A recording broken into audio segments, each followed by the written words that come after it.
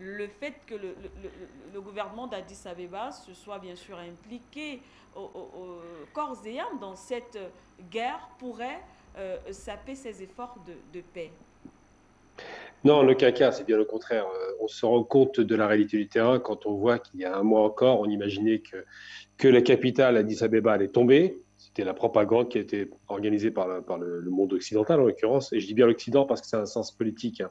Je ne parle pas des peuples, évidemment, qui n'ont pas voix à la parole. Je parle des dirigeants, qui sont des prédateurs et qui ont besoin de ces pays pour vivre. Donc, c'est bien l'Occident en termes de dirigeants politiques et de grands industriels et de grands hommes d'affaires qui sont à la manœuvre. Donc, non, le quinquennat, ça ne va saper la paix. C'est bien le contraire. On a envie de dire une chose. Si vous voulez la paix dans un pays, malheureusement, il faut un rapport de force et il faut qu'il vous soit favorable. Et celui qui a, je rappelle aussi, le Premier ministre Abiy Ahmed obtenu un prix Nobel de la paix avec un ennemi héréditaire de l'Éthiopie quand même. Il faut se rappeler quand même que l'Érythrée, c'était un pays, c'était quand même une guerre qui a duré très très longtemps, c'est des décennies de guerre, mais surtout, c'était une guerre qui continuait jusqu'en 98. Il faut se rappeler qu'il a fallu négocier pour obtenir la paix, parce que l'Érythrée était le seul territoire de l'Éthiopie qui avait été colonisé. Donc évidemment, il y avait une spécificité régionale qui a conduit à ce qu'il y ait une rupture entre cette grande Éthiopie et l'Érythrée. Mais il a obtenu la paix. Pourquoi? Parce que les rapports de force étaient équilibrés. L'Éthiopie est une grande puissance militaire régionale dans la Corne de l'Afrique. C'est le seul pays quasiment stable de la Corne de l'Afrique, puisque quand on voit le Soudan qui a été divisé en deux, presque en trois, et puis la Somalie qui est divisée quasiment en cinq États maintenant, quasiment, c'est même plus un pays, c'est un fragment, c'est des paillettes de pays, c'est la stratégie occidentale encore qui est appliquée à merveille, puisqu'ils divisent toujours sur des questions ethnico-religieuses. Et donc l'Éthiopie n'est pas tombée dans ce piège. Et le Premier ministre Abiy Ahmed, qui a montré symboliquement qu'il est sur le terrain, savait très bien ce qu'il faisait, parce que les Chinois et les Russes sont intervenus, ils ont parlé, c'est rare.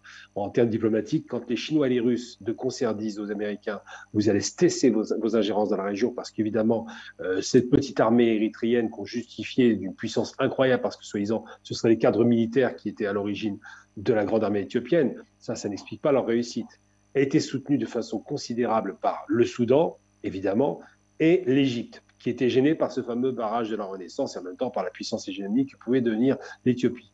Et ensuite, parce que l'Éthiopie s'est largement détachée du bloc occidental. À l'époque de Meles Zenawi, c'était vraiment le petit soldat américain qui intervenait dans la région. Et depuis que ce monsieur tigréen, d'ailleurs, rappelons-le quand même, qui avait le pouvoir, et avec ses 6% de la population, c'est un pays qui avait plus de 100 millions d'habitants, mais c'est 6% qui dirigeait le territoire, depuis qu'il a été écarté des pouvoirs, naturellement, et que le Premier ministre est arrivé, il a posé problème parce qu'il s'est beaucoup plus autonomisé. Il a accepté, par exemple, d'apporter chez lui des régions de développement économique spécial que la Chine a installé massivement, donc des investissements considérables. Il a accepté le soutien traditionnel militaire russe, puisque l'Éthiopie est pour 90% de son matériel équipé par les Russes, il ne faut pas l'oublier, un T-34, en passant entre les Russes et puis le bloc de l'Est. Quand je parle des Russes, il y a aussi les Ukrainiens.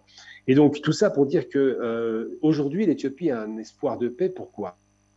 Parce que maintenant qu'ils ont, face au renfort évidemment de ces fameux drones qui ont été vendus à la fois par les Turcs, à la fois par les Iraniens, à la fois par les Russes, semble-t-il, ces 20 drones ont fait la différence. Ils ont liquidé littéralement et balayé toutes les colonnes de blindés qui venaient du nord de l'Éthiopie.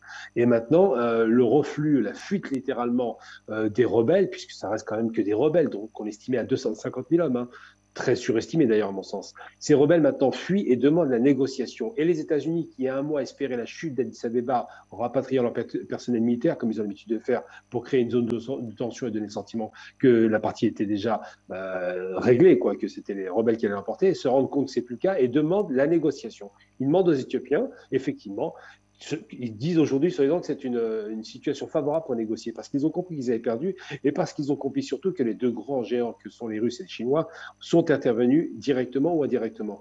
Donc les cartes sont rebattues dans la région. La paix va revenir parce qu'effectivement, le Premier ministre a écrasé la rébellion, mais c'est un homme qui cherche la paix aussi. C'est un prix Nobel de la paix, donc c'est un homme qui est capable de négocier, même sur des choses difficiles, et qui va obtenir, pour redévelopper son pays, pour relancer ce développement et cette indépendance qui est chère à son cœur, et ben, il va négocier avec ses rebelles, il va faire en sorte peut-être soit de les réintégrer dans l'armée, soit peut-être littéralement de les juger pour ceux qui ont été des criminels, parce qu'il y a beaucoup de crimes qui ont été commis. Et tout cela pour dire que pour obtenir la paix, il faut toujours un bras de fer et que le bras de fer vous soit favorable. On n'obtient pas la paix en rapport de force défavorable. Donc la partie militaire est emportée. Il faut se méfier évidemment que les Américains ne ralimentent pas des foyers de tension, ils ont quand même réussi à créer une sorte de coalition comme ça des gens du Nord contre le pouvoir central, mais le pouvoir central aujourd'hui est légitime, reconnu par l'ONU, qui est issu d'une élection démocratique, donc toutes les conditions qui auraient dû être acceptées par les États-Unis a posé problème et aujourd'hui a obtenu enfin une victoire décisive sur le terrain. Si l'armée éthiopienne est en Érythrée aujourd'hui, c'est que vraiment la partie est emportée. Et si les Américains sont prêts à négocier, c'est que vraiment ils commencent à comprendre que ça ne sert plus à rien et qu'il va falloir reprendre le terrain de négociation plutôt que le terrain militaire qui leur a été défavorable. Et c'est en cela qu'on a parlé des interventions par les Émirats arabes unis à l'instant. Les Émirats arabes unis ne sont intéressés que par leurs intérêts personnels. Ils sont proches de l'Éthiopie parce qu'ils savent que c'est la région essentielle pour eux, c'est une région de développement, et qu'ils pourraient y trouver un intérêt. C'est ce qui fait qu'ils sont là. Sinon, au départ, ce n'était pas forcément très favorable. Mais aujourd'hui, l'Éthiopie a su jouer ce fameux, je parle beaucoup de jeu d'échecs, ce fameux rapport de force, ce rapport d'équilibre entre les puissances et surtout a su jouer son intérêt personnel qui est clairement de s'associer avec la Chine et la Russie pour faire face à l'hégémonie américaine qui commence à se fragiliser elle aussi dans la région, tout comme celle des Français. Rappelons quand même que c'est une zone qui était très souvent sous l'influence anglaise, parce que le Soudan, c'était une colonie anglaise, sous l'influence italienne, puisque les Italiens ils sont restés 6 ans quand même en Éthiopie, même s'ils n'ont pas réussi à coloniser.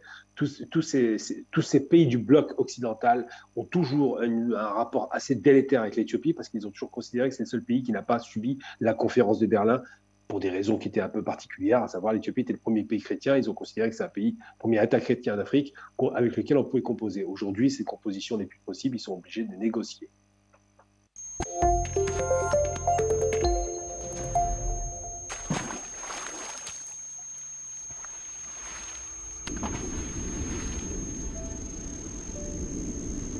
Afrique Média. Le monde, c'est nous.